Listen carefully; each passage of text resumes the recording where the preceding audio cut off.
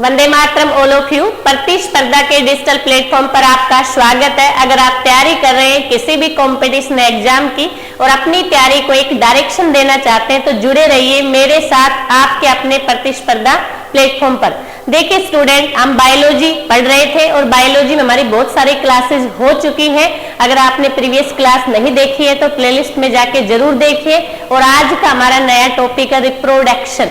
देखिए रिप्रोडक्शन होता क्या है, आपके मन में कभी कभी आता है अगर अर्थ के ऑर्गेनिज्म में रिप्रोडक्शन नहीं हो तो क्या होगा, दुनिया में एक ही टाइगर मिलेगा, एक ही ह्यूमन बीइंग मिलेगा, दूसरा मिलेगा ही नहीं। तो इस तरह हम कह सकते हैं हमारी लाइफ कैसी हो जाएगी, बहुत ज्यादा कॉम्प्लिकेट, आपको कोई चीज दिखाई नहीं देगी। तो रिप्रोडक्शन एक ऐसी प्रोसेस है जो ऑर्गेनिज्म के अंदर कंटिन्यूटी बनाए रखती है। इसकी वजह से स्पीसीज के नंबर बढ़ते रहते हैं और स्पीसीज में न्यू वेरिएशन आती है। अगर वेरिएशन नहीं आएंगी तो आप कह सकते इवोल्यूशन नहीं होगा, नई स्पीसीज नहीं बनेंगी। आप याद करें आज के 100-200 साल पहले जाकर आप देखेंगे तो ह्यूमन बीइंग अलग से एक एनिमल की तरह, मंकी की तरह विजिबल होते थे। धीरे धीरे क्या हुआ, हमारे जीन्स में चेंज आया, वेरिएशन आई और न्यू स्पीसीज का इवोल्यूशन होता चला गया। मैं जानना चाहती हूँ आपसे कोई पूछे 21वीं सदी के अंदर ह्यूमन बीइंग में या आप कह सकते हैं पूरी अर्थ के अंदर किस चीज का डेवलपमेंट हो रहा है, तो आप मुझे बता सकते हैं किस चीज का डेवलपमेंट हो रहा है। देखिए आज से 50-60 साल पहले हम जाके देखते हैं तो लोगों के मार्क्स बहुत कम आते थे। आपने कभी अपने ग्रांड मदर फादर को देखा होगा तो उनके 60%, 70%। और आज की जनरेशन में क्या चीज इंक्रीज हो रही है, बच्चों के आप नंबर देखेंगे 90+, 98, 99, 100% भी। तो इसका मतलब है आज की सेंचुरी में क्या चीज इंक्रीज हो रही है, आप कह सकते ब्रेन इंक्रीज होता जा रहा है। आप देखेंगे फिजिकली तो इतनी वीक कि धक्का मारो तो गिर जाए, लेकिन मेंटली इतनी स्ट्रॉन्ग है, 100 में से 100 मार्क्स आते हैं। तो इस सारी चीजों में रिप्रोडक्शन का इंपॉर्टेंट रोल है। तो हम देखते हैं रिप्रोडक्शन है क्या, तो आप यूं कह सकते हैं रिप्रोडक्शन एक ऐसी प्रोसेस है जिसके अंदर न्यू स्पीसीज का प्रोडक्शन होता है प्री एग्जिस्टिंग स्पीसीज से, is known as the reproduction.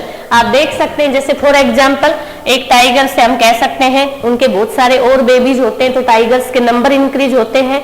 ऐसे हमारी पॉपुलेशन इंक्रीज होती जा रही है।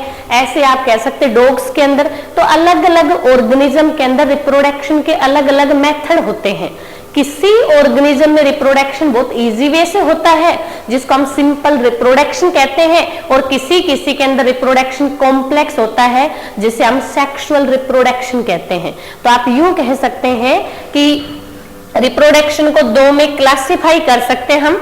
One is the asexual reproduction and second is the sexual reproduction. तो एक बार देखते हैं सेक्सुअल और एसेक्सुअल रिप्रोडक्शन में क्या बेसिक डिफरेंस है। देखिए बेटा, asexual reproduction generally simple organism में होता है। अब अर्थ पर ऐसा तो है नहीं कि एकदम से कॉम्प्लेक्स ऑर्गेनिज्म बने। अर्थ के अंदर जब किसी भी चीज का इवोल्यूशन हुआ तो सबसे पहले सिंपल चीज बनती है और देन सिंपल चीज ही कॉम्प्लेक्स के अंदर कन्वर्ट होती चली जाती है। तो सबसे पहले जो सिंपल ऑर्गेनिज्म बने उन्हें हम प्रोकैरियोटिक ऑर्गेनिज्म भी कहते हैं। आपसे कोई पूछे कि अर्थ के ऊपर सबसे पहले कौन से ऑर्गेनिज्म का डेवलपमेंट हुआ या कौन से ऑर्गेनिज्म बने, तो आप कहते हैं मैम प्रोकैरियोटिक ऑर्गेनिज्म बने। प्रोकैरियोटिक में बैक्टीरिया आते हैं, ये सब आप कह सकते प्रोकैरियोटिक के एग्जाम्पल है, ब्लू ग्रीन एल्गी। और ये धीरे धीरे इनमें डेवलपमेंट होता चला गया और धीरे धीरे ये डेवलप ऑर्गेनिज्म बने। तो इसी तरह से सिंपल ऑर्गेनिज्म में रिप्रोडक्शन बहुत इजी वे से होता है क्योंकि वो सिंपल ऑर्गेनिज्म है। जैसे कि एसेक्सुअल रिप्रोडक्शन, तो मैं यूं कह सकती हूँ बेटा कि एसेक्सुअल जो रिप्रोडक्शन होता है वो एक सिंपल रिप्रोडक्शन होता है। उसके अंदर जनरली आप कह सकते हैं सिंपल ऑर्गेनिज्म में होता है, जबकि सेक्सुअल रिप्रोडक्शन जो है वो कॉम्प्लेक्स ऑर्गेनिज्म में होता है। एक बार हम दोनों में बेसिक डिफरेंस देख लेते हैं कि ये सेक्सुअल क्या होता है और सेक्सुअल क्या होता है। देखिए आप कह सकते हैं एसेक्सुअल रिप्रोडक्शन में जरूरी नहीं दो पेरेंट्स हो। जैसे आप देखते हैं अकेला मेल और अकेले फीमेल से भी न्यू ऑफस्प्रिंग बन सकते हैं। This is the asexual reproduction. तो पहला पॉइंट हमें यही बताता है a single parents is involve, may be female और मे बी मेल। उनके अंदर आप कह सकते हैं एक सिंपल ऑर्गेनिज्म के अंदर जरूरी नहीं कि दोनों ही सेक्स प्रेजेंट हो। जैसे आप देखते हैं ना फॉर एग्जाम्पल अमीबा में एक अमीबा धीरे धीरे ग्रो करता है, उसके बाद उसका साइज इंक्रीज हो जाता है, और ग्रो करने के बाद जब साइज इंक्रीज हो जाता है तो सबसे पहले न्यूक्लियस का डिवीजन होता है और देन साइटोप्लाज्मा का, और 1 से 2 अमीबा बन जाते हैं। तो उसमें ना तो किसी मेल और फीमेल दोनों की जरूरत नहीं हुई, सिंगल पेरेंट से भी 2 ऑर्गेनिज्म बन सकते हैं, 2 से ज्यादा भी बन सकते हैं, तो उसको हम कह सकते हैं सिंगल पेरेंट्स इन्वॉल्व होता है। जबकि बेटा सेक्सुअल रिप्रोडक्शन में ऐसा नहीं होता है। सेक्सुअल रिप्रोडक्शन में 2 पेरेंट्स जरूरी होते हैं, मेल भी प्रेजेंट होना चाहिए और फीमेल भी, क्योंकि दोनों के बीच फर्टिलाइजेशन की प्रोसेस होती है और न्यू ऑर्गेनिज्म बनते हैं। तो मैं यूं कह सकती हूं कि ये सेक्सुअल रिप्रोडक्शन सिंपल ऑर्गेनिज्म में होता है, इसके अंदर सिंगल पेरेंट इन्वॉल्वमेंट होता है और इसमें दोनों पेरेंट का इन्वॉल्वमेंट होना जरूरी होता है, मे बी मेल भी और फीमेल भी। सेकेंड पॉइंट पे आते हैं, नो फॉर्मेशन और फ्यूजन ऑफ द गैमेट्स। जब बेटा आप देखो, जब सिंगल ही पेरेंट्स है तो फ्यूजन की जरूरत ही नहीं है। फ्यूजन तो कब होता है, जब 2 पेरेंट्स इन्वॉल्व हो तो उनके बीच में फ्यूजन होता है। तो यूं कह सकते हैं एसेक्सुअल रिप्रोडक्शन में ओनली एक ही तो गैमेट्स होते हैं, या तो मेल होगा या फीमेल होगा, तो फ्यूजन जो है does not take place asexual reproduction. उसके बाद आते हैं हम सेक्सुअल रिप्रोडक्शन में formation and fusion of gametes. कह रहा है कि इनके अंदर गैमेट्स का फ्यूजन होता है। जैसे for example this is the female gametes जिसको हम एग कह रहे हैं, और दिस इज द आप कह सकते हैं मेल गैमेट्स जिसको आप स्पर्म कह रहे हैं। तो इन दोनों का फ्यूजन होता है, तो फ्यूजन का इन्वॉल्वमेंट होता है सेक्सुअल रिप्रोडक्शन के अंदर। उसके बाद आता है involve in the mitosis division. अब बेटा देखिए, एक वर्ड बार बार यूज होता है कि किसी भी ऑर्गेनिज्म जब अपनी लाइफ में ग्रोथ करता है, डेवलपमेंट करता है, तो उसकी पूरी लाइफ स्पेन में 2 टाइप के डिवीजन होते हैं। One is the mitosis and second is the meiosis. Mitosis क्या होता है, आप यूं कह सकते हैं माइटोसिस डिवीजन को इक्वेशनल डिवीजन भी बोलते हैं। क्यों? जैसे फॉर एग्जांपल ये कोई सेल है और इसमें क्रोमोसोम 46 है। इस 46 क्रोमोसोम के अंदर जब माइटोसिस होगा इस एक सेल के अंदर, तो 2 सेल की फॉर्मेशन होती है। फिर आगे जाके 2 सेल में और डिविडेशन होगा, माइटोसिस होगा, तो इसमें और 2 बन जाएंगे। तो इस तरह से हम कह सकते हैं माइटोसिस जब डिवीजन होता है तो एक सेल से 2 सेल बनती हैं, लेकिन क्रोमोसोम नंबर में या मैं कहूं जेनेटिक मटेरियल में कोई चेंज नहीं आता। This is the mitosis. तो आप सोचो, जब 1 से 2 सेल बनती हैं, 2 से 3 बनती, 3 से आप कह सकते हैं इस तरह इंक्रीज होती जाती है, तो क्या होता है ऑर्गेनिज्म जो है उसके अंदर ग्रोथ होती रहती है। तो एक छोटा सा ऑर्गेनिज्म धीरे धीरे बड़ा हो जाता है। आपसे पूछे किस डिवीजन के कारण, तो आप कहेंगे माइटोसिस डिवीजन के कारण।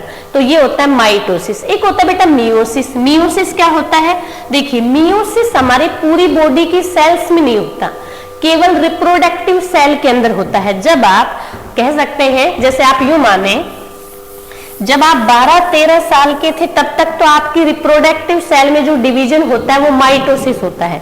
जैसे फॉर एग्जांपल एक रिप्रोडक्टिव सेल है, इस सेल में 12 to 13 ईयर तक, जब तक आप में प्यूबरिटी नहीं आती, तो माइटोसिस डिवीजन होते रहते हैं।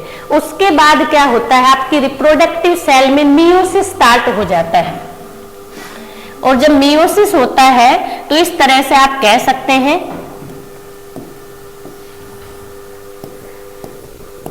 इस तरह एक सेल से 4 सेल बनती हैं during the process of meiosis. लेकिन मियोसिस में क्रोमोसोम नंबर हाफ हो जाते हैं, इसलिए हम कह सकते हैं सेक्सुअल रिप्रोडक्शन में मियोसिस का इन्वॉल्वमेंट होता है, जबकि एसेक्सुअल रिप्रोडक्शन में मियोसिस का इन्वॉल्वमेंट नहीं होता।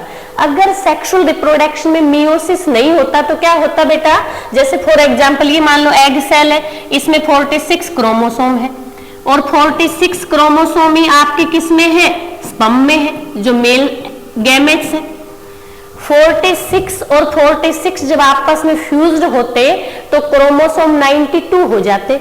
एक क्रोमोसोम के कम और ज्यादा हो जाने से हमें बहुत सारे डिसऑर्डर हो जाते हैं। तो आप सोचो, एक स्पीसीज से कोई दूसरी स्पीसीज ही बन जाती और ह्यूमन जो है पॉपुलेशन के अंदर कंटिन्यूटी नहीं रहती। इसलिए सेक्सुअल रिप्रोडक्शन जिस ऑर्गेनिज्म में होती है उनमें मियोसिस जरूरी होता है। अगर मियोसिस नहीं होता तो आप सोचो, अगर हमारे अंदर 46 क्रोमोसोम होते हैं, ये सब जानते हैं, एक क्रोमोसोम भी गड़बड़ हो जाए तो किन्नर फॉर्मेशन हो जाती है, डाउन सिंड्रोम हो जाते हैं, क्लाइफेंट्री सिंड्रोम हो जाते, इतने सारे डिसऑर्डर हो जाते हैं। तो इतने सारे और क्रोमोसोम जुड़ जाते तो एक ह्यूमन बीइंग से कुछ और ही बन जाता, फिर उसमें आपस में फ्यूज होता तो कुछ और न्यू स्पीसीज बन जाती, और स्पीसीज में कंटिन्यूटी नहीं होती अगर रिप्रोडक्शन, एसेक्सुअल रिप्रोडक्शन में क्या नहीं होता, मियोसिस नहीं हो सकता। तो आपसे यूं कहे कि मियोसिस सेक्सुअल रिप्रोडक्शन के लिए नेसेसरी है। क्यों?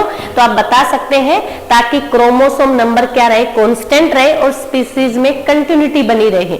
इसलिए मियोसिस जरूरी होता है सेक्सुअल रिप्रोडक्शन के अंदर, जबकि एसेक्सुअल रिप्रोडक्शन के अंदर हमें कॉपियां बनानी है, और कॉपियां जब बनती हैं तो केवल क्या होता है, माइटोसिस होता है। इसलिए सेक्सुअल रिप्रोडक्शन में वेरिएशन आती है, मियोसिस की वजह से न्यू स्पीसीज बनती है, न्यू कैरेक्टर बनते हैं। जबकि आप कह सकते हैं एसेक्सुअल रिप्रोडक्शन में कोई वेरिएशन नहीं आती, केवल कॉपियां बनती। जैसे मैं यूं कहूं कि रेड फ्लोर से रेड ही फ्लोर बनाया जाता है, तो ये किसका एग्जांपल हुआ, आप कह सकते हैं माइटोसिस।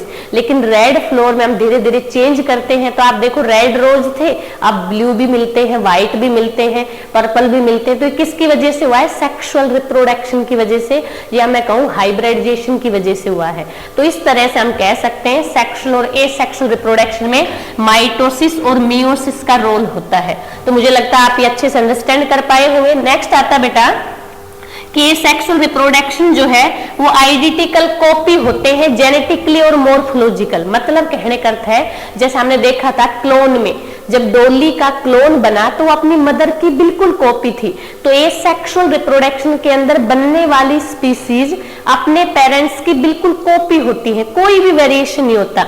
वो मॉर्फोलॉजिकल भी और जेनेटिकली भी। मॉर्फोलॉजी का मतलब दिखने में, और जेनेटिक मतलब उसके जीन्स में कोई चेंज नहीं होता। तो एसेक्सुअल रिप्रोडक्शन से केवल कॉपियां बनती है, वेरिएशन नहीं बनती है। और जबकि सेक्सुअल रिप्रोडक्शन के अंदर आप कह सकते हैं वेरिएशन आती है, न्यू स्पीसीज बनते, न्यू कैरेक्टर बनते। आप देखते नहीं कि मदर फादर से कुछ अलग कैरेक्टर बच्चों में आ जाते हैं, किसके कारण, सेक्सुअल रिप्रोडक्शन के कारण। तो यहां से एग्जाम पॉइंट ऑफ व्यू से बहुत सारे क्वेश्चन यहां से आपसे बनते हैं। आपसे पूछ रहे सिंगल पेरेंट्स का इन्वॉल्वमेंट किस में होता है, ओनली एसेक्सुअल रिप्रोडक्शन में। आपसे पूछे कि एसेक्सुअल रिप्रोडक्शन ज्यादा अच्छा है या सेक्सुअल रिप्रोडक्शन, तो आप कहेंगे सेक्सुअल रिप्रोडक्शन। क्यों? क्योंकि सेक्सुअल रिप्रोडक्शन के अंदर ही वेरिएशन आती है, न्यू कैरेक्टर बनते हैं, तभी तो हमारा डेवलपमेंट हो रहा है। नहीं तो आज से 100-200 साल पहले आप देखें, ह्यूमन बॉडी जो है, हमारी बॉडी में इतने सारे हेयर थे, लेकिन धीरे धीरे हमारे अंदर डेवलपमेंट हो रहा है, वेरिएशन आ रही है। किसकी वजह से? क्योंकि हमारे अंदर कौन सा रिप्रोडक्शन है, सेक्सुअल रिप्रोडक्शन। तो ये बेसिक एक बात थी एसेक्सुअल और सेक्सुअल रिप्रोडक्शन से। अगर आपको बेसिक अच्छे से पता होगा तो एग्जाम पॉइंट ऑफ व्यू से आप क्वेश्चनों को इजीली कर सकते हैं। नेक्स्ट आता बेटा हमारा, ये तो जनरल बात हो गई एसेक्सुअल रिप्रोडक्शन और सेक्सुअल रिप्रोडक्शन। देखिए बेटा, अर्थ के ऊपर बहुत सारे प्लांट्स होते हैं, बहुत सारे एनिमल्स होते हैं। प्लांट को अलग अलग कैटेगरी में बांटा हुआ है। जैसे फॉर एग्जाम्पल आपसे कहे कि सबसे फर्स्ट बनने वाले प्लांट का क्या नाम है, तो आप कहते हैं नेम एल्गी। तो सबसे पहले अर्थ पर एल्गी बनी, देन ब्रायोफाइटा बने, देन टेरिडोफाइटा, जिम्नोस्पर्म और एंजियोस्पर्म। इसी तरह से एनिमल्स के अंदर भी पहले नॉन कोऑर्डेट बने और उसके बाद कोऑर्डेट बने। तो ये हम ये कह सकते हैं कुछ ऑर्गेनिज्म में तो एसेक्सुअल रिप्रोडक्शन होता है और कुछ में सेक्सुअल रिप्रोडक्शन होता है। आज इस क्लास में हम एसेक्सुअल रिप्रोडक्शन को डिटेल से पढ़ने वाले हैं, देन हम सेक्सुअल रिप्रोडक्शन को पढ़ेंगे एनिमल्स के अंदर और प्लांट के केस में। ऐसा ही सेम आज हम पढ़ रहे हैं एसेक्सुअल रिप्रोडक्शन, और प्लांट और एनिमल दोनों के एग्जाम्पल के साथ इसको देखेंगे। देखिए बेटा, एसेक्सुअल जो रिप्रोडक्शन है, ये मैंने आपको कहा कि एसेक्सुअल रिप्रोडक्शन सिंपल ऑर्गेनिज्म में होता है, कि सिंपल ऑर्गेनिज्म के अंदर जो रिप्रोडक्शन होता है वो कौन सा होता है, एसेक्सुअल रिप्रोडक्शन होता है। एसेक्सुअल रिप्रोडक्शन सिंपल ऑर्गेनिज्म में होता है। पहली बात, एसेक्सुअल रिप्रोडक्शन में दोनों ऑर्गेनिज्म का इन्वॉल्वमेंट जरूरी नहीं है, अकेला मेल भी हो सकता है और अकेली फीमेल भी हो सकती है। एसेक्सुअल रिप्रोडक्शन में कोई वेरिएशन नहीं आती है, केवल फोटोकॉपियां बनती है। एसेक्सुअल रिप्रोडक्शन में ओनली माइटोसिस होता है, मियोसिस नहीं होता है। ये जर्नल हमने देखा। अब देखते हैं हम एसेक्सुअल रिप्रोडक्शन के टाइप्स के बारे में। देखिए बेटा, आज जो हम इस क्लास में पढ़ने वाले हैं, आप इसको माइंड मैपिंग से समझेंगे ताकि आप हमेशा याद रखें कि किस तरह से उसके टाइप्स और कनेक्ट कर पाए एग्जाम्पल के साथ। एसेक्सुअल रिप्रोडक्शन का सबसे फर्स्ट जो हमारा टाइप है वो आप कह सकते हैं वो आता बेटा फ्यूजन। फ्यूजन का मतलब होता है एक तरह से डिवाइड हो जाना, और फ्यूजन दो टाइप के हो सकते हैं। अगर यूनिसेलुलर में होता है तो हम उसे में क्या कह सकते हैं, बाइनरी फ्यूजन, और मल्टी सेलुलर में होता है तो उसे हम कहते हैं मल्टीप्लाई फ्यूजन। तो फ्यूजन भी बेटा जनरली दो टाइप्स के होते हैं, एक तो आप कह सकते हैं बाइनरी फ्यूजन और एक आप कह सकते हैं multiply fusion. Binary fusion and second is multiply.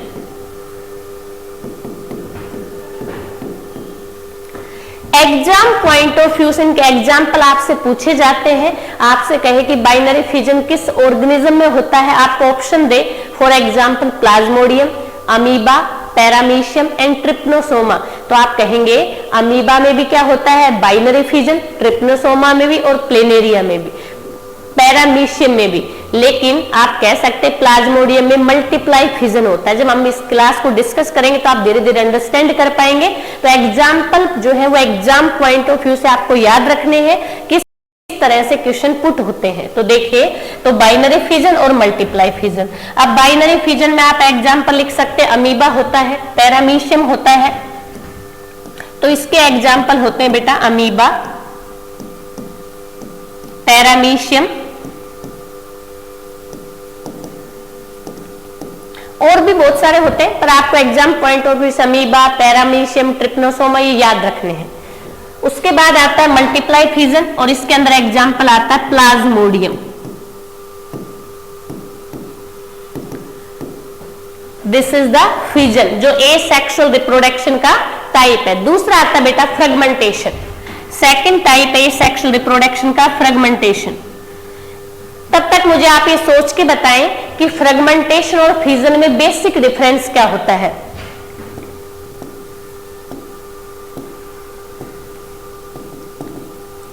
देखिए बेटा, फ्रेगमेंटेशन और फ्यूजन दोनों ही एसेक्सुअल रिप्रोडक्शन के टाइप है। फ्यूजन एक ऐसी प्रोसेस है जो यूनिसेलुलर में भी होती है और मल्टी सेलुलर में भी। जैसे फॉर एग्जांपल अमीबा यूनिसेलुलर का एग्जांपल है और प्लाज्मोडियम मल्टी सेलुलर का एग्जांपल है। जबकि फ्रेगमेंटेशन एक ऐसी प्रोसेस है जो ओनली और ओनली किस में होती है, मल्टी सेलुलर ऑर्गेनिज्म में होती है। हम कह सकते हैं यूनिसेलुलर में टोटली अब्सेंट होती है। फ्यूजन जो होता है उसके अंदर नंबर ऑफ ऑर्गेनिज्म फिक्स बनते हैं, या मैं कहूं जब बाइनरी फ्यूजन होता है तो एक अमीबा से 2 अमीबा बनते हैं, देन 2 से 4 बनते हैं। इसी तरह से प्लाज्मोडियम भी, जबकि फ्रेगमेंटेशन में ऐसा फिक्स नहीं होता, क्योंकि फ्रेगमेंटेशन के अंदर जो डिवीजन है वो ऑर्गेनिज्म की लेंथ पे डिवाइड करता है कि उसके अंदर कितना ग्रोथ हुआ है। तो इस वजह से हम कह सकते हैं फ्यूजन और फ्रेगमेंटेशन में बेसिक डिफरेंस यही होता है कि फ्रेगमेंटेशन जो है वो ओनली मल्टी सेलुलर में होता है, जबकि फ्यूजन जो होता है वो unicellular and multi cellular both के अंदर प्रेजेंट होता है। तो दिस इज द फ्रेगमेंटेशन। तो फ्रेगमेंटेशन में भी बहुत सारे एग्जांपल आते हैं, जैसे फॉर एग्जांपल स्पाइरोगायरा। ये क्या है बेटा, स्पाइरोगायरा एक एल्गी का नाम है। ओके, एल्गी आप सबने देखे होंगे, है ना, आप पॉन्ड्स में, रिवर में या अपने घर के आसपास बारिश के मौसम में। तो एल्गी जो है आप कह सकते हैं फर्स्ट प्लांट है जो इस अर्थ के ऊपर बना है। तो एल्गी वाटर में बनने वाला फर्स्ट प्लांट है। देन एल्गी के बाद ब्रायोफाइटा बने, देन टेरिडोफाइटा बने। This is the fragmentation. ये सेकंड टाइप है एसेक्सुअल रिप्रोडक्शन का। उसके बाद आते हैं बेटा थर्ड टाइप एसेक्सुअल रिप्रोडक्शन का, और एसेक्सुअल रिप्रोडक्शन का थर्ड जो टाइप है वो आप कह सकते हैं बडिंग। देखिए बडिंग क्या होता है, आपने सुना होगा छोटी क्लासों में भी कि बडिंग के अंदर क्या होता है, कोई भी एक ऑर्गेनिज्म धीरे धीरे ग्रो करता है और जो फुली बॉडी बन जाती है उसी के एक बॉडी पार्ट से धीरे धीरे एक बर्ड डेवलप होती है और वही बर्ड बाद में एक फुली ऑर्गेनिज्म में कन्वर्ट हो जाती है। बर्डिंग भी एक ऐसी प्रोसेस है जो यूनिसेलुलर में भी होती है और मल्टी सेलुलर में। जैसे फॉर एग्जाम्पल मल्टी सेलुलर का एग्जाम्पल पूछे तो आप कहेंगे मैम हाइड्रा, और यूनिसेलुलर का एग्जाम्पल आपसे पूछे तो आप कहेंगे ईस्ट। तो बडिंग यूनिसेलुलर और मल्टी सेलुलर दोनों में होती है, किसकी तरह? फ्यूजन की तरह। तो यूनिसेलुलर आपसे पूछे कैसे ऑर्गेनिज्म का नाम बताओ जो यूनिसेलुलर है और जिसमें बडिंग होती है तो आप कहेंगे ईस्ट, और आपसे कहे कैसे ऑर्गेनिज्म का नाम बताओ जिसके अंदर बडिंग होती है और मल्टी सेलुलर है तो आपका आंसर हो जाएगा हाइड्रा। ये हम इमेज से समझेंगे कि ईस्ट कैसा विजिबल होता है और हाइड्रा कैसे विजिबल होता है। तो ये थर्ड टाइप आपका एसेक्सुअल रिप्रोडक्शन का। उसके बाद आता है एसेक्सुअल रिप्रोडक्शन का फोर्थ टाइप आता है हमारा बेटा, वो आता है स्पोर फॉर्मेशन। क्या आता है? Spore formation. Spore formation. Spore formation क्या होता है बेटा? बहुत सारे फंगस और आप कह सकते बैक्टीरिया ऐसे होते हैं जिनकी बॉडी के अंदर या प्लांट बॉडी धीरे धीरे स्पोर बनाती है और वही स्पोर बाद में जब मेच्योर हो जाते हैं तो एयर के थ्रू या किसी मीडियम के थ्रू किसी फेवरेबल जगह पर पहुंच जाते हैं और न्यू प्लांट को डेवलपमेंट कर देते हैं, उसे स्पोर फॉर्मेशन कहते हैं। जैसे राइजोपस में, म्यूकर में, ये सब हमें देखने को मिलता है। तो आपसे पूछे स्पोर फॉर्मेशन किसमें होती है तो आप कहेंगे राइजोपस और म्यूकर। वो एग्जाम के हिसाब से आप ऑप्शन को डिलीट कर सकते हैं। तो स्पोर फॉर्मेशन ऐसे होती है, आपने देखा होगा ना, कभी कभी याद करें जब आंधी आती है तो आंधी के साथ व्हाइट व्हाइट कलर के स्पोर उड़कर आ जाते हैं हमारे घर के आसपास, और जहां भी वो जाकर गिरते हैं और अगर उसे फेवरेबल कंडीशन मिले, फेवरेबल कंडीशन का मतलब है कि उसको जर्मिनेट होने के लिए टेम्परेचर, प्रेशर, ह्यूमिडिटी सब अगर अच्छी हो तो वो जर्मिनेट हो जाते हैं, उसी को हम स्पोर फॉर्मेशन कहते हैं। नेक्स्ट हमारा आता है एसेक्सुअल रिप्रोडक्शन का फिफ्थ टाइप आता है बेटा हमारा टिश्यू कल्चर। क्या आता है? Tissue culture. तो फिफ्थ टाइप पे हम पढ़ते हैं टिश्यू कल्चर।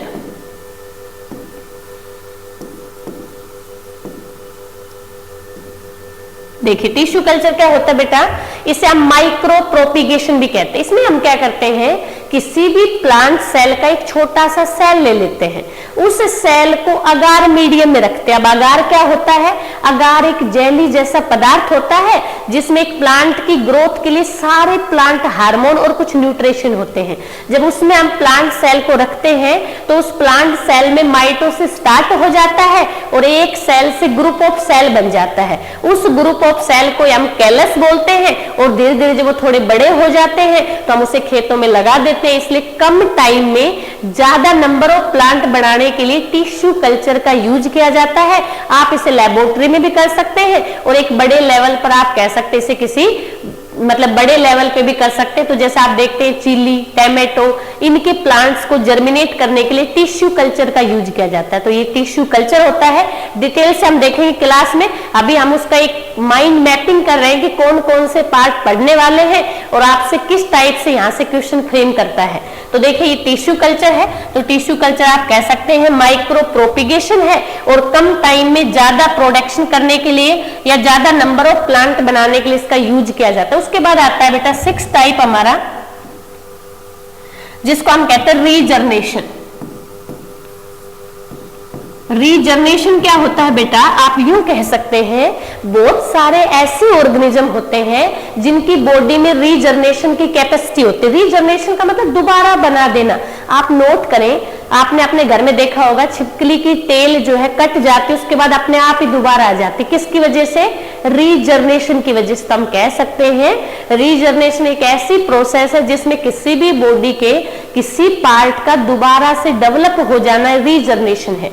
ये रीजर्नेशन की कैपेसिटी किसी ऑर्गेनिज्म में बहुत ज्यादा होती है और किसी में बहुत कम होती है। जो सिंपल ऑर्गेनिज्म होते हैं उनमें रीजर्नेशन की हाई पावर होती है। जैसे फॉर एग्जांपल प्लेनेरिया, एक ऑर्गेनिज्म होता है बेटा प्लेनेरिया, उसके आप 50 टुकड़े करेंगे तो 50 ही नए प्लेनेरिया बन जाएंगे।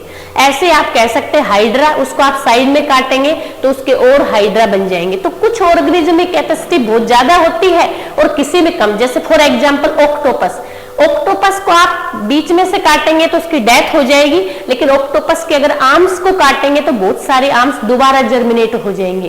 तो हमारे बॉडी के किसी ऑर्गेनिज्म की तो फुल्ली बॉडी में रीजनरेशन होता है और किसी किसी ऑर्गेनिज्म के कुछ बॉडी पार्ट्स में रीजनरेशन की कैपेसिटी होती है। आप मुझे बता सकते हैं रीजनरेशन सिंपल ऑर्गेनिज्म में क्यों होता है, कॉम्प्लेक्स में क्यों नहीं होता? देखिए बेटा, सिंपल ऑर्गेनिज्म के अंदर रीजनरेशन इसलिए होता है क्योंकि उनकी सेल स्ट्रक्चर सिंपल होती है, जबकि कॉम्प्लेक्स ऑर्गेनिज्म के अंदर रीजनरेशन इसलिए नहीं होता क्योंकि उनका सेल ऑर्गेनाइजेशन कॉम्प्लेक्स होता है। अब आप कहेंगे मैम सेल ऑर्गेनाइजेशन क्या होता है? देखिए बेटा, हर ऑर्गेनिज्म आपको पता है सेल से मिलकर बना है, सेल मिलकर टिश्यू बनाती है, टिश्यू मिलकर आप कह सकते हैं ऑर्गन, देन ऑर्गन सिस्टम और देन ऑर्गेनिज्म। तो जो सिंपल ऑर्गेनिज्म होते हैं उनकी सेल स्ट्रक्चर जनरली टिश्यू तक होती है, इसलिए स्पेसिफिक आप कह सकते हैं ऑर्गेनिज्म जो है उनके अंदर बहुत सारे सिस्टम नहीं होते सिंपल में, इसलिए उनमें रीजनरेशन की कैपेसिटी प्रेजेंट होती है, जबकि कॉम्प्लेक्स ऑर्गेनिज्म की सेल स्ट्रक्चर बहुत कॉम्प्लेक्स होती है, इसलिए उनमें रीजनरेशन की कैपेसिटी नहीं होती। क्या हमारे अंदर रीजनरेशन की कैपेसिटी होती है? आप सोचो, क्या आप में रीजनरेशन की कैपेसिटी होती है? देखिए बेटा, हमारे अंदर रीजनरेशन की बहुत ज्यादा कैपेसिटी तो नहीं होती, लेकिन वोंड फॉर्मेशन हो सकता है, इतनी हमारी कैपेसिटी होती है। आप याद करें, कभी कभी आपको खेलते टाइम चोट लग गई, आप डॉक्टर के पास नहीं जाते, फिर भी वोंड फॉर्मेशन हो जाती। क्यों? क्योंकि हमारी बॉडी के अंदर भी रीजनरेशन की कैपेसिटी होती है, लेकिन बहुत ज्यादा नहीं होती, बस इतना होता है। ऐसा नहीं कि हाथ कट गया तो हाथ दोबारा आ जाए। तो रीजनरेशन की कैपेसिटी, हम कॉम्प्लेक्स ऑर्गेनिज्म है इसलिए हमारे अंदर लो होती है, जबकि जो ऑर्गेनिज्म सिंपल होते हैं उनमें रीजनरेशन की हाई पावर होती है। जैसे एग्जाम्पल प्लेनेरिया के अंदर, हाइड्रा के अंदर, इनमें रीजनरेशन होता है। ऑक्टोपस की आर्म्स के अंदर, आपकी जो स्पाइडर छिपकली उसकी टेल के अंदर। तो इस तरह से हम कह सकते हैं रीजनरेशन अलग अलग ऑर्गेनिज्म में होता है। क्यों होता है? तो वो सेल ऑर्गेनाइजेशन के कारण होता है। तो ये होता है रीजनरेशन। तो आपको एग्जाम पॉइंट ऑफ व्यू से पूछ सकता है किस ऑर्गेनिज्म में रीजनरेशन की हाई कैपेसिटी होती है, किस में नहीं होती। तो इस तरह से आपको ध्यान रखना है रीजनरेशन होता है। कि हमारे बॉडी के किसी ऑर्गन में भी रीजनरेशन होता है? हाँ, हमारे लीवर के अंदर भी रीजनरेशन की कैपेसिटी होती है। याद करो, अगर किसी व्यक्ति का लीवर खराब हो गया तो कोई ऐसे व्यक्ति जिसकी एज 30 या 35 के आसपास है, उसके लीवर का थोड़ा सा पार्ट उसमें ट्रांसप्लांट कर दिया जाता है और धीरे धीरे उस आदमी की बॉडी के अंदर वो लीवर वर्क करने लग जाता है। तो हमारे बॉडी का भी एक ऑर्गन है जिसमें रीजनरेशन की कैपेसिटी होती है, वो है लीवर। तो ये आपको ध्यान रखना है। उसके बाद आता है बेटा हमारा 7 टाइप है रीजनरेशन का, जिसको हम कहते हैं क्लोनिंग। क्या कहते हैं? क्लोनिंग। क्लोनिंग आपने देखा होगा, डॉली सीप का क्लोन बना था और आपसे पूछे कि सबसे पहले किसका क्लोन बना, तो बेटा अमेरिका के एक साइंटिस्ट थे जिसका नाम था लुइस ब्राउन, उनका सबसे पहले क्लोन बना। अब भाई कोई हमारा और तुम्हारा क्लोन थोड़ी बनाएगा। और इंडिया में पूछे तो इंदिरा नामक लड़की का सबसे पहला क्लोन बना। क्यों? क्योंकि उस टाइम इंदिरा गांधी हमारे देश की प्राइम मिनिस्टर थी, इसलिए उन्हीं के नाम से तो बनाएंगे भी, कोई फेमस आदमी होगा उसके नाम से क्लोन बनाया जाता है। तो सबसे पहले पूछे पूरे वर्ल्ड लेवल पे तो हम कहेंगे लुइस ब्राउन। इंडिया में पूछे, कई बार केबीसी में इस तरह के क्वेश्चन पूछे गए हैं, तो वो इसी से फ्रेम होते हैं। तो क्लोनिंग आप कह सकते हैं किसी भी ऑर्गेनिज्म के एनिमल हो सकता है या किसी भी ऑर्गेनिज्म की किसी भी सेल को लेकर एक बिल्कुल उसकी कॉपी बनाना एक क्लोनिंग होता है। बनने वाला ऑर्गेनिज्म मॉर्फोलॉजिकल और जेनेटिकली बिल्कुल सिमिलर होता है अपने पेरेंट्स के, या तो अपनी मदर जैसा या अपने फादर जैसा। जैसे डोली हमने सीप ली थी, उसकी मदर की बिल्कुल कॉपी बनी थी। और आपको पता है कॉपियां किस में बनती है बेटा? एसेक्सुअल रिप्रोडक्शन में। अगर कॉपी नहीं बनती तो हम क्या कह देते हैं? Sexual reproduction. तो क्लोनिंग किसका एग्जाम्पल हुआ? आप कहेंगे एसेक्सुअल रिप्रोडक्शन का। उसके बाद आता है बेटा हमारा नेक्स्ट एसेक्सुअल रिप्रोडक्शन में हमारा नेक्स्ट आता है वेजिटेटिव प्रोपिगेशन। मैं यहां लिख देती हूं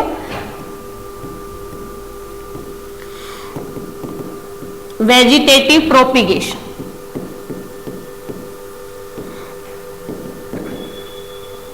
देखिए बेटा वेजिटेटिव प्रोपिगेशन क्या होता है, देखो नाम से पता चल रहा है। प्लांट के बहुत सारे पार्ट होते हैं, आप सबको पता है। कुछ तो वेजिटेटिव पार्ट होते हैं, कुछ रिप्रोडक्टिव पार्ट होते हैं। रूट, स्टेम और लीफ ये प्लांट के वेजिटेटिव पार्ट है, जबकि फ्लावर जो है वो प्लांट का रिप्रोडक्टिव पार्ट है। ये हम सेक्सुअल रिप्रोडक्शन में प्लांट के केस में पढ़ेंगे, फ्लावर के बारे में। तो आप यूं कह सकते हैं प्लांट के किसी भी वेजिटेटिव पार्ट से, वेजिटेटिव पार्ट क्या क्या हो सकता है, रूट हो सकती है, स्टेम हो सकता है, लीफ हो सकती है, या मैं यूं कहूं फ्लोर को छोड़ के प्लांट के किसी भी पार्ट से न्यू प्लांट बनाने की प्रॉपर्टी को ही वेजिटेटिव प्रोपिगेशन कहते हैं। फ्लोवर के अलावा किसी भी पार्ट को लेकर न्यू प्लांट बनाने के इस मेथड को ही वेजिटेटिव प्रोपिगेशन कहते हैं। अब ये वेजिटेटिव प्रोपिगेशन भी बेटा दो टाइप का होता है, एक होता है नेचुरल और एक होता है आर्टिफिशियल। तो one is the natural and second is the artificial. तो मैं ये कहना चाह रही हूं कि एसेक्सुअल रिप्रोडक्शन के बेटा ये हमारे 8 टाइप्स, तो ये 8 के 8 टाइप आपको अच्छे से पता होना चाहिए। एग्जाम पॉइंट ऑफ व्यू से कह दे कि कौन सा एसेक्सुअल रिप्रोडक्शन का पार्ट नहीं है, इसमें से कोई आ जाए तो एसेक्सुअल रिप्रोडक्शन, और इसके अलावा कोई आ जाए तो हम कह सकते हैं सेक्सुअल रिप्रोडक्शन। तो एसेक्सुअल रिप्रोडक्शन एक सिंपल रिप्रोडक्शन है जो सिंपल ऑर्गेनिज्म और सिंपल प्लांट्स में होता है। एक सिंपल मेथड है, इसमें माइटोसिस होती है, कॉपियां बनती है, कोई वेरिएशन नहीं आती है। तो एक एक करके हमने इसको देखा। सबसे पहले हमने बात की फिजन के बारे में, उसके भी हमने 2 टाइप देखे। अमीबा में जो होता है वो बाइनरी और प्लाज्मोडियम में जो होता है वो मल्टीप्लाई। उसके बाद हमने देखा दूसरा टाइप फ्रेगमेंटेशन। हमने कहा कि कॉम्प्लेक्स जो मल्टी सेलुलर ऑर्गेनिज्म है वो धीरे धीरे ग्रो करते हैं। जैसे फॉर एग्जांपल कि मेरे पास एक स्पाइरोगायरा है, वो इस आप कह सकते हैं स्पैन जितना बड़ा है, धीरे धीरे उसने ग्रोथ करा और वो इतना बड़ा हो गया। और जब जितना बड़ा होता है उसकी डेथ से पहले 2 या 3 पार्ट्स में डिवाइड हो जाता है, उसे हम फ्रेगमेंटेशन कहते हैं। लेकिन बेटा ये जो है ये सिंपल ऑर्गेनिज्म में नहीं होता, यूनिसेलुलर में नहीं होता है, ओनली और ओनली मल्टी सेलुलर में होता है फ्रेगमेंटेशन, जबकि फिजन जो है वो यूनि और मल्टी दोनों में होता है। उसके बाद आता है थर्ड, हमने बात की थी बेटा बडिंग के बारे में।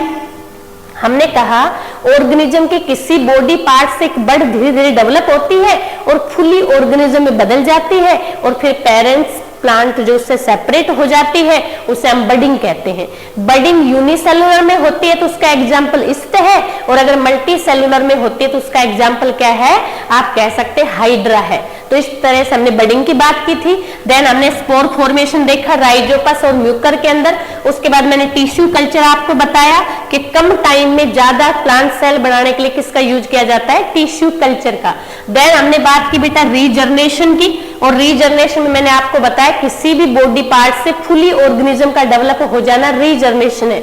और सबसे अच्छा एग्जांपल हमने लिया प्लेनेरिया। उसके बाद हमने क्लोनिंग की बात की कि सबसे पहले लुइस ब्राउन का क्लोन बना था, और क्लोनिंग जेनेटिकली और मॉर्फोलॉजिकल कॉपी होते हैं अपने पेरेंट्स की। तो ये किसका टाइप हुआ, एसेक्सुअल का। उसके बाद हमने लास्ट बात की वेजिटेटिव प्रोपिगेशन की। प्लांट के रिप्रोडक्टिव पार्ट को छोड़कर किसी भी पार्ट से एक फुली प्लांट का बनाना ही वेजिटेटिव प्रोपिगेशन है। इसी को हम एग्जाम्पल से समझते हैं ताकि आपको एक क्लियरिटी आए और किस टाइप से पूछा जाता है। तो देखिए चलते हैं हम नेक्स्ट। देखिए बेटा, अब आप एग्जाम्पल से जब इसको समझेंगे, डायग्राम से समझेंगे, तो आपको एक क्लियरिटी आएगी कि किस तरह से पूछे जाते हैं। तो एक बार आप देखेंगे कि सेक्सुअल रिप्रोडक्शन के टाइप हैं, और सबसे पहले मैंने किस टाइप की बात की थी, फिजन की बात की थी। तो सबसे पहले हम पढ़ते हैं किसके बारे में, फिजन के बारे में। तो एक बार आप इस डायग्राम को देखेंगे कि किस तरह से फिजन जो है अमीबा के अंदर होता है।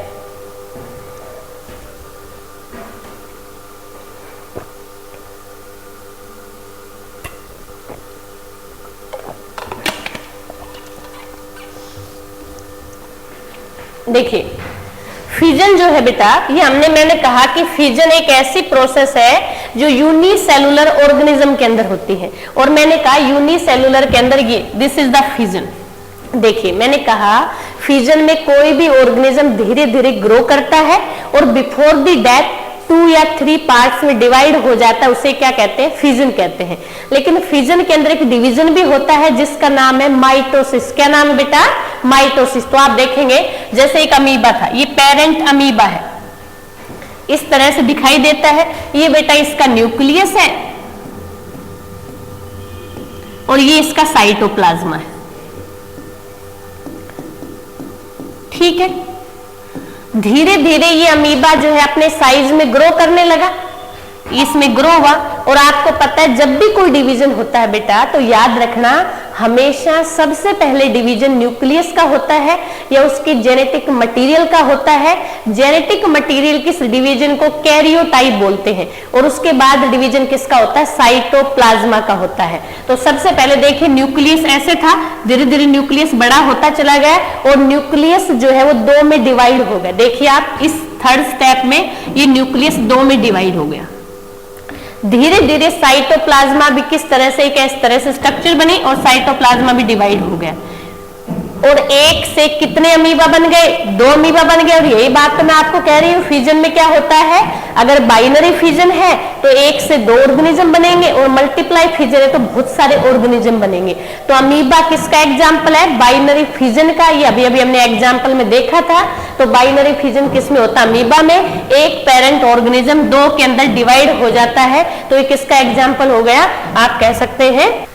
ठीक है, तो इस तरह से हमने देखा कि पेरेंट अमीबा में सबसे पहले किसका डिवीजन हुआ भाई, न्यूक्लियस का। न्यूक्लियस दो में डिवाइड हो गया इस तरह से, और एक ऑर्गेनिज्म जो है पेरेंट ऑर्गेनिज्म किस में डिवाइड हुआ, टू डॉटर सेल के अंदर डिवाइड हो गया। इसी को हम बाइनरी फ्यूजन कहते हैं। देखो एग्जाम पॉइंट ऑफ व्यू से कैसे क्वेश्चन पूछ सकता है आपसे कहे कि आपके पास एक बैक्टीरिया सेल है जिसमें 3 टाइम माइटोटिक डिवीजन हुए हैं, तो बताओ कितने बैक्टीरिया सेल बनी है। क्वेश्चन मेरा ये है, फॉर एग्जाम्पल आपके पास 3 बैक्टीरिया सेल है, कोई भी 3 बैक्टीरिया सेल है। ये कह रहा है इस बैक्टीरिया सेल में 3 टाइम्स माइटोटिक डिवीजन हुए हैं। कौन से डिवीजन, माइटोटिक या मैं कहूं माइटोसिस डिवीजन हुए हैं। तो बताओ कितने नंबर ऑफ बैक्टीरिया बनेंगे, या how number of bacteria are find out, कितने बैक्टीरिया आपने फाइंड आउट किया। ऑप्शन दे देती हूं मैं आपको। पहला ऑप्शन है 9, दूसरा ऑप्शन है 6, थर्ड ऑप्शन है 27 और फोर्थ ऑप्शन है मान लो फॉर एग्जाम्पल 18। आप मुझे बताएं इसमें से कौन सा आंसर है। क्वेश्चन मेरा ये है कि आपके पास 3 बैक्टीरिया सेल थी, मैंने कहा भाई लैब में जाओ और 3 बार इसमें माइटोसिस करवा दो। 3 टाइम आपने माइटोसिस करवाया। क्वेश्चन मेरा ये है कितने नंबर जो है बैक्टीरिया सेल प्रोड्यूस होंगे। पहला ऑप्शन है, ऑप्शन ए में मैंने कहा है कि 9, सेकंड बी में मैंने कहा है 6, इसमें कहा है मैंने 37 और लास्ट डी ऑप्शन है 18। कौन सा आंसर सही। एग्जाम में इस टाइप से क्वेश्चन आते हैं। देखिए बेटा आप एक बात हमेशा याद रखेंगे, जब भी माइटोसिस होता है तो एक सेल से कितनी सेल बनती है, 2 सेल। तो मैंने क्या किया, 3 बैक्टीरिया सेल लिया, ये 3 बैक्टीरिया सेल है और उसमें 3 टाइम मैंने माइटोटिक डिवीजन करवाया है। तो एक से जब 2 बनती है तो 3 टाइम आप माइटोटिक डिवीजन करवाएंगे तो 2 की पावर क्या कर देंगे, 3। तो 2 की पावर 3 करेंगे तो कितना आ गया आपके पास, 8। लेकिन मैंने क्या कहा है, 3 बैक्टीरिया सेल है, एक में 2 बनते हैं, तो 8 ऑप्शन है क्या, नहीं है। तो इस तरह से आप कह सकते हैं, कोई भी क्वेश्चन जो है आपसे पूछे कितना भी कह सकता है। अभी लास्ट ईयर एक एसएससी में भी क्वेश्चन आया, पीएमटी में भी क्वेश्चन आया कि आपके पास एक ईस्ट सेल है, उस सेल को आपने लैब में रखा और लैब में रखने के बाद 2 बार माइटोसिस करवाया, तो 2 टाइम माइटोसिस करवाया। तो बताओ कितने नंबर जो है ईस्ट सेल प्रोड्यूस हुई। तो बेटा 2 टाइम करवाया तो 1 से 2 बनते हैं, तो आप कहेंगे 2 की पावर 2 करेंगे तो आंसर आ जाएगा 4। ऐसे कहते 4 टाइम करवाए, तो इस तरह से आपको आंसर करना। बहुत सारे बच्चे ऑप्शन देख के 8 आंसर कर देते हैं, तो आपको मल्टीप्लाई करवाना आना चाहिए। पावर को कैसे करते हैं, 2 की पावर 4 करेंगे तो इस तरह से करना है आपको। 2 की पावर 4 से करेंगे तो कितना आना चाहिए, 2 को 2 से किया 4, फिर 4 को 2 से किया तो कितना 16 और 16 को किया तो 32। तो इस तरह से आप कह सकते हैं, कोई भी क्वेश्चन आपसे पूछा जा सकता है। बस आपको पता होना चाहिए कि जब माइटोसिस डिवीजन होता है तो एक सेल 2 से, फिर 2 से 4, 4 से 8, इस तरह से नंबर वेरी करते रहते हैं। तो आप आंसर दे सकते हैं। तो ये हमारा एग्जाम्पल है किसका बेटा, बाइनरी फिजन का, जो अमीबा में हमने देखा कि एक पेरेंट ऑर्गेनिज्म जो होता है वो 2 डॉटर सेल में डिवाइड हो गया। पहले डिवीजन हमेशा जेनेटिक मटेरियल का होता है, उसके बाद साइटोप्लाज्मा का होता है, उसके बाद दूसरा हमारा आता है इसी का, आप कह सकते हैं फिजन का। दूसरा एग्जाम्पल मैंने आपको बताया था मल्टीप्लाई फिजन। देखिए बेटा ये क्या होता है, मल्टीप्लाई फिजन जो है वो प्लाज्मोडियम में होता है। आप सबको पता है कि मलेरिया जो है वो कौन कोज करता है, आप कह सकते हैं कि मलेरिया जो कोज करता है वो प्लाज्मोडियम करता है, दिस इज द प्लाज्मोडियम। अब आपको पता है प्लाज्मोडियम रिप्रोडक्शन कैसे करता है। देखिए बेटा जैसे प्लाज्मोडियम है, ये प्लाज्मोडियम सेल है, दिस इज द प्लाज्मोडियम। जैसे आपने देखा होगा विंटर स्टार्ट होते हैं तो प्लाज्मोडियम मच्छर कम हो जाते हैं, क्योंकि विंटर स्टार्ट होते ही प्लाज्मोडियम अपने चार और एक प्रोटेक्टिव लेयर बना लेता है जिसको हम सिस्ट बोलते हैं। जिस तरह से मान लो ये एक प्रोटेक्टिव लेयर है, ये प्लाज्मोडियम था और इसके बाहर ये प्रोटेक्टिव लेयर बन गई। इस प्रोटेक्टिव लेयर को बेटा हम क्या बोलते हैं, सिस्ट बोलते हैं। ठीक है, सिस्ट है। धीरे धीरे क्या होता है, प्लाज्मोडियम माइटोटिक डिवीजन स्टार्ट कर देता है रैपिडली, बहुत फास्ट तरीके से, ऐसे नहीं कि 1 से 2 फटाफट करने लगता है, और इस तरह से बहुत सारे प्लाज्मोडियम बन जाते हैं। जैसे यूं माने आप कि प्लाज्मोडियम इस तरह से बहुत सारे प्लाज्मोडियम बन गए, इस सिस्ट के अंदर बहुत सारे प्लाज्मोडियम बन गए। ऐसे 1 से 2 बने, फिर 2 से 4, 4 से 8, 8 से फिर आप कह सकते हैं 16, 32, 64, इस तरह से वेरी करते रहते हैं। इतने सारे प्लाज्मोडियम जब बनते हैं तो हमारे सिस्ट के ऊपर एक प्रेशर पड़ता है और ये सिस्ट ब्रेक हो जाती है। जैसे ये सिस्ट ब्रेक होती है तो ये प्लाज्मोडियम बाहर निकलने लग जाते हैं, और एक साथ बहुत सारे प्लाज्मोडियम बाहर निकलते हैं, इसलिए इसे मल्टीप्लाई फिजन कहते हैं। तो मल्टीप्लाई फिजन जो है मल्टी सेलुलर ऑर्गेनिज्म प्लाज्मोडियम में होता है। इसमें एक साथ 2 बन रहे थे तो बाइनरी कह दिया, लेकिन प्लाज्मोडियम में एक साथ बहुत सारे ऑर्गेनिज्म बनते हैं प्लाज्मोडियम के, और सिस्ट को ब्रेक करके बाहर निकलते हैं, इसलिए इसे मल्टीप्लाई फिजन बोलते हैं। क्या बोलते हैं, मल्टीप्लाई फिजन। तो इस तरह से मल्टीप्लाई फिजन आपसे पूछे तो प्लाज्मोडियम में होता है। कैसे होता है ये मैंने आपको बता दिया। इस तरह से बहुत सारे प्लाज्मोडियम आप कह सकते हैं पूरे इन्वायरमेंट में घूमते रहते हैं, एक साथ 2 नहीं निकलते, 4 नहीं निकलते, बहुत सारे निकलते हैं, इसलिए इसे मल्टीप्लाई फिजन कहते हैं। ठीक है, चलते हम अपने नेक्स्ट दूसरा जो हमारा टाइप है बेटा, वो टाइप हमारा बडिंग। मैंने कहा आपको कि बडिंग यूनिसेलुलर में भी होता है और मल्टी सेलुलर में। इसमें क्या होता है बेटा, कोई भी ऑर्गेनिज्म अपनी बॉडी के किसी पार्ट से आउटग्रोथ शुरू कर देता है। देखो जैसे फॉर एग्जांपल ये हाइड्रा था, ये हमारा पेरेंट्स प्लांट है, इस पेरेंट्स प्लांट से देखो एक आउटग्रोथ निकली, और यही आउटग्रोथ धीरे धीरे ग्रो करता जाता है और एक फुली डेवलप क्या बन गया, हाइड्रा बन गया। जब फुली डेवलप हाइड्रा बन जाता है तो अपने पेरेंट प्लांट से या पेरेंट ऑर्गेनिज्म से सेपरेट हो जाता है और 1 से 2 क्या बन गए, हाइड्रा बन गए। इसी को हम बडिंग कहते हैं। क्या कहते हैं, बडिंग। लेकिन हाइड्रा जो होता है बेटा ये एक मल्टी सेलुलर का एग्जाम्पल है। किसका एग्जाम्पल है, मल्टी सेलुलर का। तो क्या यूनिसेलुलर में बडिंग होता है, हाँ जी बिल्कुल होता है। और यूनिसेलुलर का एग्जाम्पल है बेटा ईस्ट। ईस्ट में क्या होता है, देखिए ऐसे दिखता है आपको, जैसे एक ईस्ट है, this is the yeast cell. ये ईस्ट सेल क्या करती, धीरे धीरे ऐसे ग्रो करती है और उसके बाद फिर ये सेपरेट हो जाती है। तो एक ईस्ट सेल से 2 ईस्ट सेल बनी, तो ये किसका एग्जाम्पल है, बडिंग का एग्जाम्पल है। देखो ऐसे ग्रो कर रही, इसके साथ ही अटैच होकर आउटग्रोथ की तरह, और फिर सेपरेट हो जाती है। और इस एक यूनिसेलुलर का एग्जाम्पल है। तो बडिंग यूनिसेलुलर में भी होती है जिसका एग्जाम्पल ईस्ट है, और बडिंग मल्टी सेलुलर में भी होती है जिसका एग्जाम्पल हाइड्रा है। आप इस डायग्राम से इसको समझ चल सकते हैं। चलते हम अपने नेक्स्ट टाइप के ऊपर, और एसेक्सुअल रिप्रोडक्शन का हमारा जो 3rd टाइप है वो क्या है बेटा, वो है हमारा स्पोर फॉर्मेशन। देखिए मैंने बताया था आपको कि स्पोर क्या होता है। मैंने कहा कि राइजोपस, म्यूकर और कुछ फंगस ऐसे होते हैं बेटा, उनके अंदर स्पोर बनते हैं। जैसे आपने दिखाई दे रहा होगा ये वाले, दिस इज द स्पोर, ये स्पोर है। ये पूरे को तो स्पोरेंजिया बोलते हैं, और स्पोरेंजिया में छोटे छोटे स्पोर होते हैं। इस तरह से आपको इस तरह से विजिबल होंगे, ये जो आपको छोटे छोटे विजिबल है, दिस इज द स्पोर।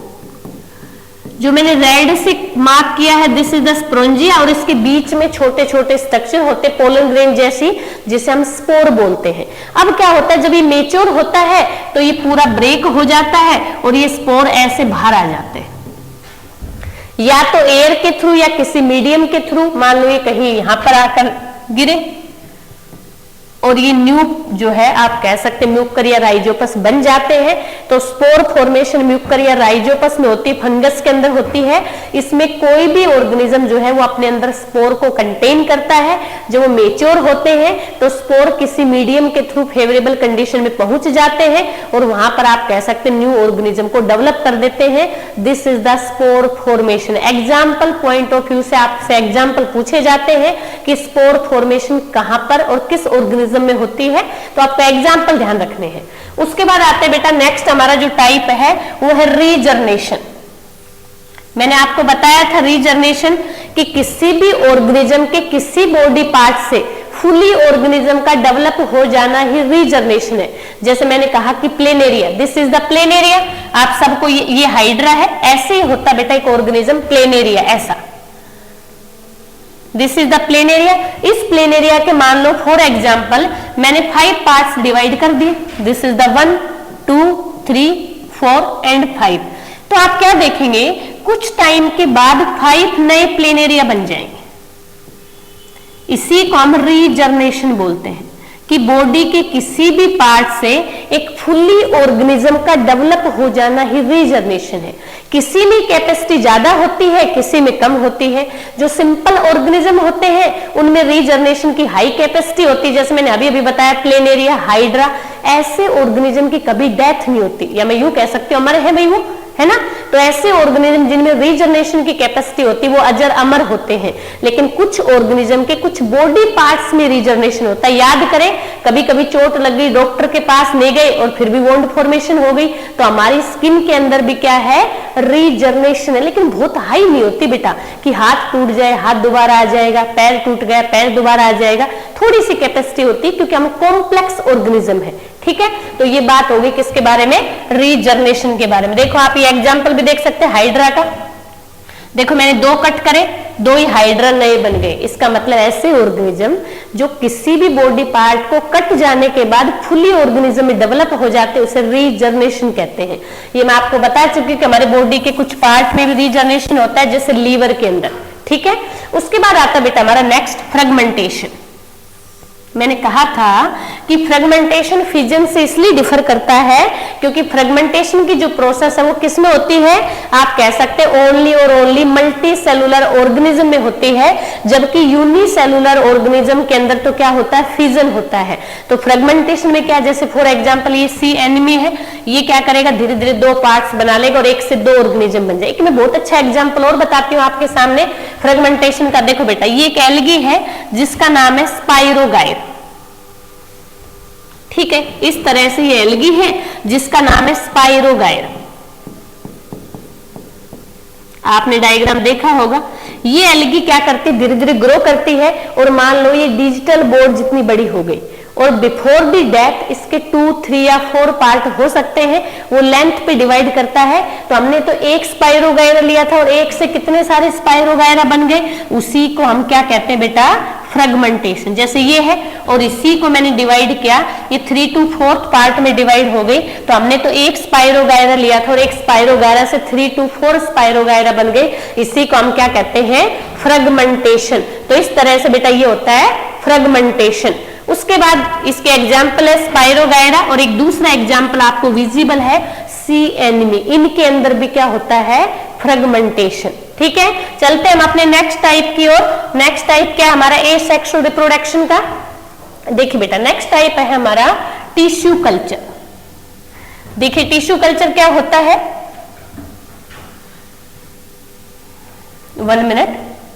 देखिए टिश्यू कल्चर क्या होता है, मैंने अभी अभी कहा बेटा टिश्यू कल्चर का दूसरा नाम होता है माइक्रो प्रोपिगेशन। क्या होता है, माइक्रो प्रोपिगेशन। मतलब प्लांट सेल का छोटे से पार्ट से बहुत सारे प्लांट को बनाना ही माइक्रो प्रोपिगेशन होता है। जैसे फॉर एग्जांपल ये कोई प्लांट है, इस प्लांट से हमने एक सेल को निकाला, this is the plant cell. ये एक प्लांट सेल है। इस प्लांट सेल को हम लैब में लेके चले गए और उसके बाद मैंने क्या किया, इसको अगार मीडियम में रखा।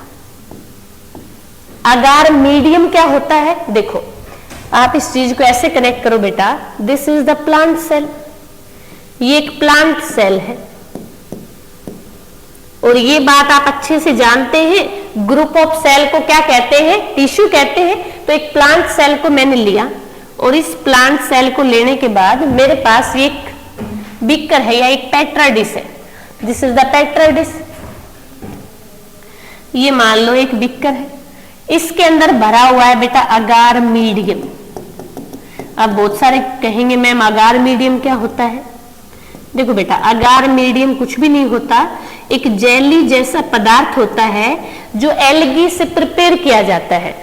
इस अगार मीडियम में सारे तो प्लांट हार्मोन होते हैं जो एक प्लांट की ग्रोथ के लिए चाहिए, जैसे ऑक्सीजन, जिबलरीन, साइटोकाइनिन, अब्सिसिक एसिड, और कुछ न्यूट्रिएंट भी होते हैं जैसे कि कैल्शियम, नाइट्रोजन, फास्फोरस। मतलब मैं यूं कह सकती हूं किसी भी प्लांट सेल को ग्रो करने के लिए जो जो चीज चाहिए वो सारी की सारी अगार मीडियम में है, इसका पूरा न्यूट्रिशन है, ये मान लें आप। तो इस अगार मीडियम में मैंने क्या किया, इस प्लांट सेल को पुट किया।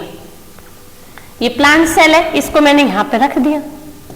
कुछ समय बाद मैंने क्या देखा, इस प्लांट सेल ने यहां से न्यूट्रिशन लिया, प्लांट हार्मोन लिए, ग्रोथ और डेवलपमेंट के लिए जो जो चीज चाहिए थी वो सब उसने अगार मीडियम से ले ली।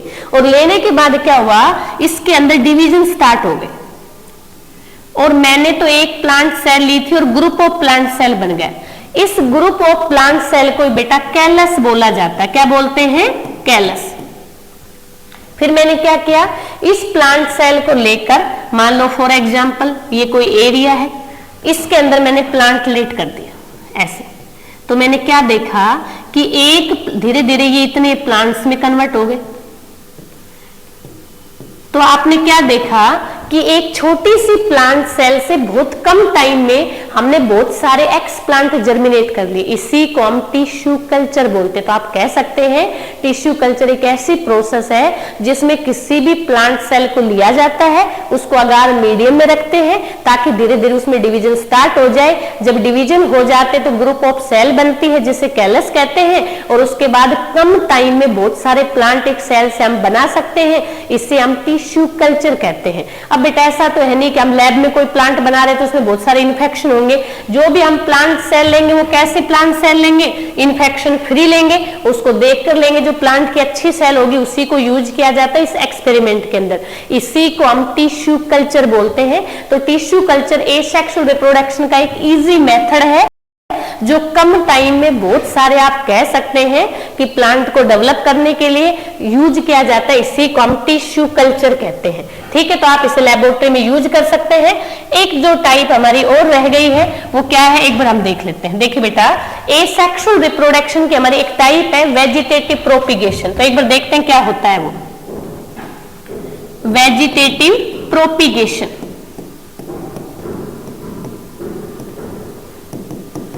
क्या होता है ये वेजिटेटिव, नाम से पता चल रहा है कि किसी भी प्लांट के वेजिटेटिव पार्ट को लेकर आप कह सकते हैं न्यू प्लांट को जर्मिनेट करना ही वेजिटेटिव प्रोपिगेशन है।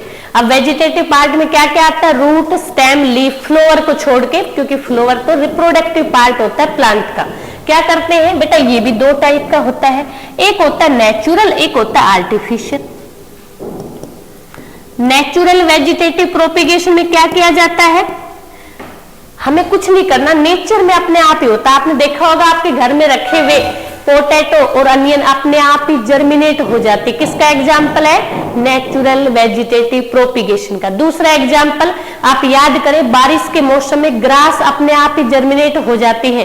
किसका एग्जाम्पल है, नेचुरल वेजिटेटिव प्रोपिगेशन का। लेकिन कुछ ऐसे होते हैं बेटा जो हम खुद करते हैं, उनको हम बोलते हैं artificial vegetative propagation. Artificial vegetative propagation, इसमें क्या किया जाता है, देखिए बेटा इसके 3 टाइप होते हैं आर्टिफिशियल वेजिटेटिव प्रोपिगेशन के। सबसे पहला मैं कह सकती हूं कटिंग, सेकंड आता हमारा लेयरिंग, और फोर्थ आता है हमारा बेटा ग्राफ्टिंग। क्या आता है, ग्राफ्टिंग। तो मैंने ये कहा कि प्लांट के वेजिटेटिव पार्ट को लेकर न्यू प्लांट बनाया जाता है, उसे वेजिटेटिव प्रोपिगेशन कहते हैं। अगर आपने किसी भी इक्विपमेंट का यूज नहीं किया तो उसे हम नेचुरल कहते हैं। जैसे बारिश होते ग्रास अपने आप जर्मिनेट हो जाते, हमने कुछ भी नहीं किया। घर में रखे हुए पोटैटो और अनियन अपने आप ही जर्मिनेट हो जाते। This is the example of natural vegetative propagation. लेकिन कुछ ऐसी चीजें होती हैं जिनमें हम कुछ इक्विपमेंट का यूज करते हैं और आर्टिफिशियल इन्वायरमेंट में करते हैं, उसे आर्टिफिशियल वेजिटेटिव प्रोपिगेशन बोलते हैं। जैसे फॉर एग्जाम्पल आपने एक रोज लिया और रोज के स्टेम को कट किया और कैंची की हेल्प से कट करके आपने किसी दूसरी जगह प्लांट लेट कर दिया, थोड़े दिन बाद दूसरा रोज का प्लांट बन जाता है। This is the example of cutting. दूसरा एग्जाम्पल आप ले सकते हैं शुगर केन का। आपने शुगर केन का एक छोटा सा स्टेम लिया नोड और इंटरनोड से और उसको जमीन में डाल दिया, थोड़े दिन बाद नया शुगर केन का प्लांट बन जाता है। This is the example of cutting. इसे हम क्या कहते हैं, कटिंग। आपने बस जस्ट कट किया है, या तो रूट पार्ट को या शूट पार्ट को या आप किसी भी वेजिटेटिव पार्ट को, जैसे कि ब्रायोफिल्म में लीफ को कट करके डालते हैं और नया ब्रायोफिल्म बन जाता है। तो कटिंग के अंदर आप किस किस का यूज कर सकते हैं बेटा, तो कटिंग के अंदर आप यूज कर सकते हैं स्टेम का, रूट का और लीफ का। तीनों मैंने एक एक एग्जाम्पल लिए हैं। स्टेम का एग्जाम्पल शुगर केन हो सकता है, शुगर केन सब खाते हैं, गन्ना है ना। दूसरा आप एग्जाम्पल ले सकते हैं लीफ का, ब्रायोफिल्म।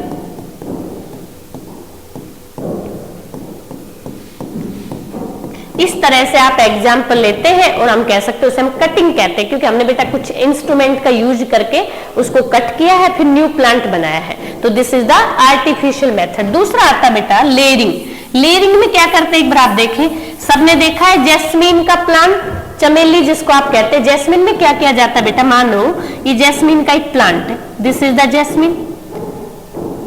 इस प्लांट की मान लो एक ब्रांच, एक टहनी को मैं नीचे झुकाया ऐसे और इसके ऊपर मैंने सोइल डाल दी इस तरह, दिस इज द सोइल। कुछ समय बाद मैंने क्या नोट किया, जहां मैंने सोइल पुट करी थी वहीं पर रूट की फॉर्मेशन होगी। तो मैंने क्या किया, कैंची की हेल्प से इस प्लांट को यहां से कट किया और दूसरी जगह प्लांट लेट कर दिया। तो एक जैस्मीन से दूसरा जैस्मीन का प्लांट बन गया। इसी को हम लेयरिंग कहते हैं। क्या कहते हैं, लेयरिंग कहते हैं। जैस्मीन में, इन सब के अंदर आप इसको देखते हैं, कुछ प्लांट्स के अंदर इसका यूज किया जाता है। तो एग्जाम्पल आपसे पूछ सकता है, एक ऐसे प्लांट का नाम बताओ जिसमें वेजिटेटिव प्रोपिगेशन के अंदर हम आर्टिफिशियल मेथड लेयरिंग का यूज करते हैं। तो आप कहते हैं जैस्मीन, ठीक है। उसके बाद जो सबसे इंपॉर्टेंट है आर्टिफिशियल मेथड, उसके अंदर आता है बेटा हमारा ग्राफ्टिंग। देखिए ग्राफ्टिंग क्या है। ग्राफ्टिंग में क्या होता है बेटा, ग्राफ्टिंग में आप यू माने फॉर एग्जाम्पल आपके स्कूल के अंदर दो प्लांट मैंगो के हैं। एक प्लांट मैंगो का जो है उसकी रूट सिस्टम बहुत अच्छा है, इसका मतलब प्लांट हरा भरा बड़ा सा दिखता है, लेकिन उसका स्टेम सिस्टम अच्छा नहीं है, मतलब उसके अंदर फ्रूट नहीं आते हैं, थोड़े से आते हैं और अच्छे से मेच्योर भी नहीं होते और टूट कर नीचे गिर जाते हैं। तो इस केस में हम क्या करते हैं, जिस प्लांट का रूट सिस्टम अच्छा है उसके रूट के पार्ट को ले लेते हैं। जैसे फॉर एग्जांपल एक ये प्लांट का रूट सिस्टम अच्छा था तो मैंने इसको रूट पार्ट को ले लिया। और बेटा रूट पार्ट को स्टोक बोला जाता है। क्या बोलते हैं, स्टोक बोलते हैं। और दूसरा प्लांट ऐसा है जिसकी आप कह सकते हैं फ्लोर तो बहुत अच्छे आते हैं लेकिन रूट सिस्टम खराब है, तो प्लांट अच्छे से वाटर और मिनरल्स को एब्जॉर्ब नहीं कर पाता और प्लांट जो है उसका जाइलम अच्छा डेवलप नहीं है तो वहां तक पहुंच नहीं पाता और फ्रूट मेच्योर होने से पहले नीचे गिर जाते हैं, मतलब राइप ही नहीं होते हैं तो हम खा ही नहीं पाते हैं। इस केस के अंदर हम क्या करते हैं, जिस प्लांट का रूट पार्ट अच्छा है उसका रूट वाला पार्ट ले लेते हैं और जिस पार्ट में फ्लोरिंग अच्छी होती है उसका स्टेम पार्ट लेते हैं। स्टेम पार्ट को साइन बोलते हैं। क्या बोलते हैं, साइन बोलते हैं। तो सबसे पहले तो आपने क्या लिया, स्टोक पार्ट लिया जिसका रूट सिस्टम अच्छा था और दूसरे का आपने क्या ले लिया, साइन ले लिया, जिसको हम क्या बोलते हैं, ये उसका क्या है, स्टेम पार्ट है और ये रूट सिस्टम है। दोनों को एक साथ कंबाइन कर देते हैं इस तरह से और यहां पर गिल्ली मिट्टी डाल देते हैं और फिर इसको हम किसी दूसरी जगह पर लगा देते हैं। कुछ समय बाद आप देखेंगे जो प्लांट बनेगा उसका रूट सिस्टम भी